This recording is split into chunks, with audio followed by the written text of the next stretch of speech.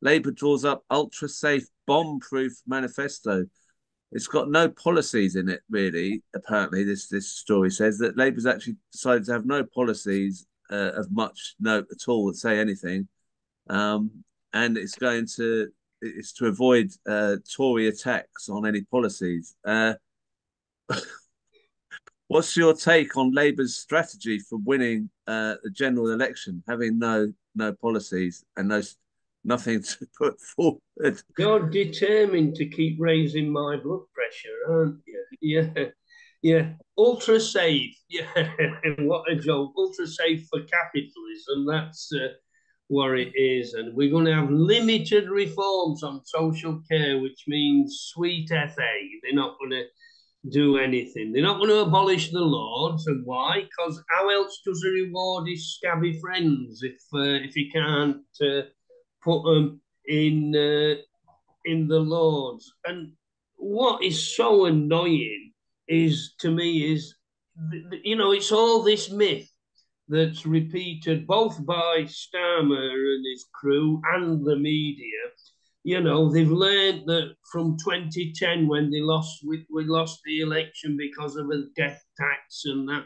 That's absolute bollocks. We'd lost because we'd had 13 years of Blair and Brown neoliberalism that had done next to nothing, despite what Angela Rayner tries to claim. And then who takes over? But Red Dead Ed Miliband, who was probably one of the most inept leaders, which don't narrow it down, I admit, that we've ever had. So it were bound to happen. But what they forget to mention is the Tories only come to power on the back of the Lib Dems and their sellers out for 5p on a carrier bag. It does say and I'd welcome it if it does happen, but I very much doubt it. There's going to be a ban on fire and rehire. Well, I don't see how that can be plausible when they pledge not to reform the anti trade union laws and to stick with what we've got. I mean, basically, what they're saying is we're not going to be a threat to anybody. We've learned the lessons when we lost control. Capitalism's safe in our hands, and you can shunt the blue Tories off for a bit, let the red Tories in, and then bring the blue Tories back. It's a recipe for disaster, and I say it every week. Anybody who votes for this shower of shite is endorsing what Starmer is, what he's done, endorsing genocide in Gaza and anything. Give your head a shake if you think you're going to vote Labour. Right, yeah. I mean, you don't know what you're getting. You're getting nothing if you vote Yeah, Labour. basically. So now, Jackie, this is a disturbing story in the Observer. It's made out to be quite positive somehow. Out of this turmoil, it says, will a new Middle East emerge? And it's a three-page sort of feature. Now, I spoke to someone at the demo yesterday who's on the show often, who actually mentioned that this is a threat, this sort of two-state solution idea that's being put forward. Can you tell us what you saw in the article and also what you think about this idea of a solution to the Well, turmoil and where the turmoil comes from as well, I suppose? Well, I think what you've got to do is that you've got to think about the history, and it's hard. It's really hard work for people, and the media does not help you do that work. In fact, the British media does the opposite. Just like when all this began, this most recent thing. Do you remember if you said anything about before October the 7th, you were literally called an anti-Semite. So that's the first thing. We have amnesia being part of the game set of the media. And why I'm saying that is I just want people to think back to one of the last great bargains, the grand bargains there were, which was Oslo, of course. And then it's astonishing what's happening here. And here you have a gameplay of not what it means for Palestine. Most of the article is actually taken up with what it means for people like the Labour and the Tories and the Democrats and the Republicans. And that's when you realise that this is just a game being played, because what's actually being said is, for example, you know, Cameron and certainly Starmer won't do or say anything until Biden goes, and Biden is not going to go until, and this is the interesting thing, one of the interesting things that you can pick out of this article, because on both sides of the Atlantic, they are getting shook. They are getting shook because suddenly the electorate are beginning to go, we are not happy with this, and we are going to show this at the voting booth next time we have to vote for you. Now, first of all, you've got to realise that it's not just our voting booth either. You've also got Netanyahu with his voting booth. And those are all the concerns that are gotten. So forget the Palestinians, forget, you know, because as ever, they're just little pawns in this show that's actually going on. But what we're seeing in America is suddenly Biden is getting shook about the vote, if you like, the vote to stop the bombing, the vote for Gaza. And it's happening here in the UK. It's happening, and this is what this article is about. It's happening here with Sunak. And of course, it's happening in the Labour Party. I mean, initially, they're saying it's the Muslim vote. But in fact, now what we're seeing is that even Labour MPs are admitting that it's not just the Muslim vote that is going to be problematic. There are 30 to 35 seats that are under threat because of what's happening in Gaza. Now, that doesn't mean he won't still get his majority.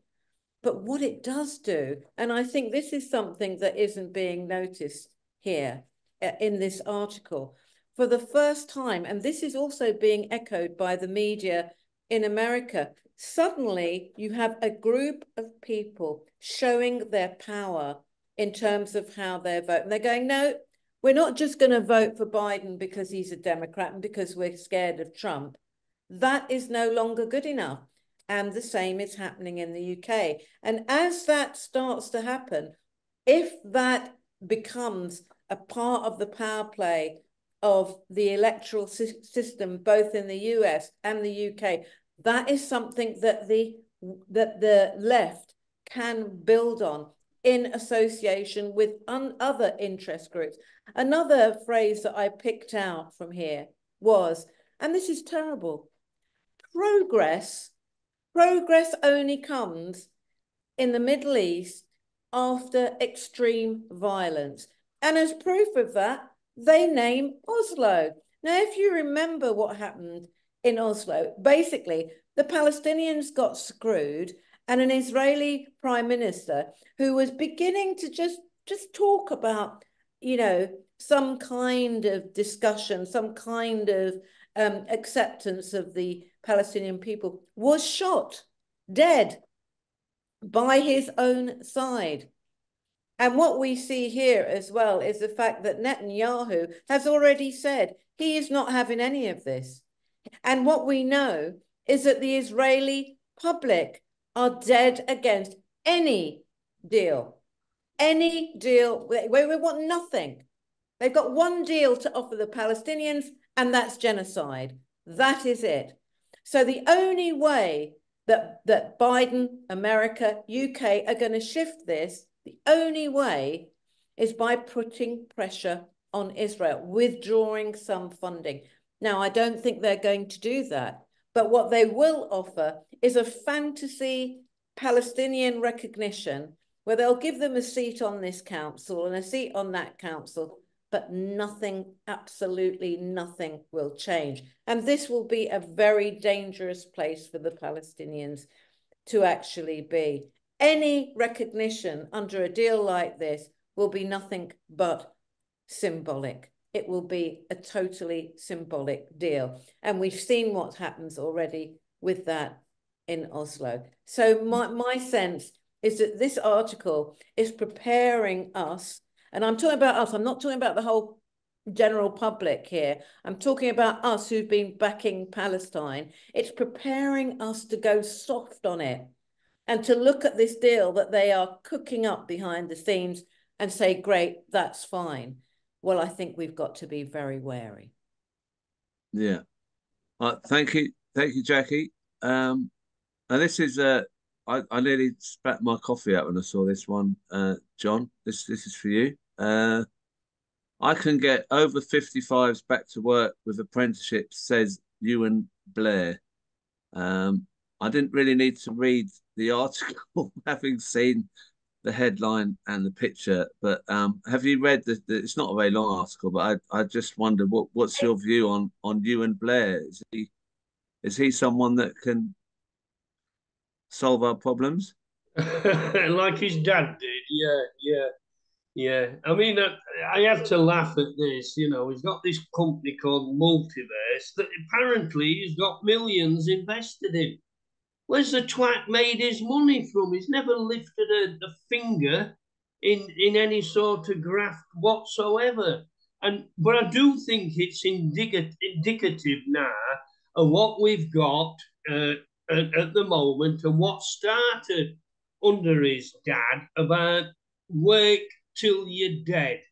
You know, that New Labour actually was saying out loud with no criticism whatsoever that people were living too long. Ed Balls, if you remember, was the first to move raising the retirement age. And look where we are now. We're talking about people having to work into the 70s. And, you know, at 55, I know people from my industry who were crippled, who could hardly walk, who couldn't breathe. And it's the same in any manual work that you come across, let alone, you know, the stress in lots of office work. I remember when the Labour movement campaigned on real issues like early retirement at 50, like shorter working weeks. And instead, we've got twats like this backed up with media, and it's all this softly about, you know, withdrawing the pension from you. You know, the pensioners are already under attack. And we should be arguing that instead of training people to use this so-called high tech that's going to save us, I'm presuming we train them to make bombs so his dad can sell them to Middle East dictatorships. Instead of that, we've got to start arguing the Labour movement's got to get its head out its arse and start fighting for using this technology to benefit us, not make increased profits for them. So it's retirement at 50, it's a 30-hour working week we've got to fight for, and put Ewan Blair and his family on a boat and send them off somewhere remote. Bahamas or somewhere? Not as far as that. You know, I'm thinking of some deserted fort in middle of Atlantic and that. Oh right, okay. That's no right, okay. Well, thank you, John. It was a ridiculous headline, but I can't believe it's true.